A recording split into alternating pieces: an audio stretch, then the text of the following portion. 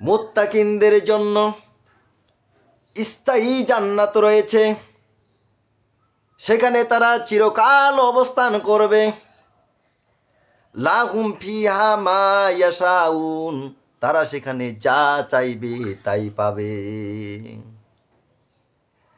তাদের মন যা চাইবে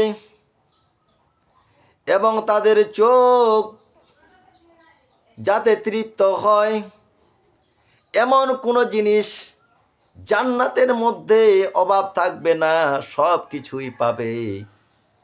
আমার ভাইয়েরা, দুনিয়াতে আমরা অনেকে ফলের দোকানে যাই, ফলমূল কিনতে যাই, কিন্তু যখন টাকা দেখি, টাকা না থাকার কারণে ফলমূল কিনতে আমরা পারি না, বাসায় চলে আসি। কিন্তু জান্নাত এমন সুখময় জায়গা, যেখানে আপনার চোখ যা দেখবে আপনি তা নিতে পারবেন, কোনো কিছুর অভাব সেখানে থাকবে না, শুধু সুখ আর সুখ। সেই জান্নাতে যেতে হলে আপনাকে মুত্তাকিন হওয়া লাগবে, আপনাকে পরহেজগার হওয়া লাগবে, আপনাকে খোদা ভীরু হওয়া লাগবে। যদি আপনার দিলের মধ্যে আল্লাহর ভয় থাকে, আপনি সেই জান্নাতে যাবেন।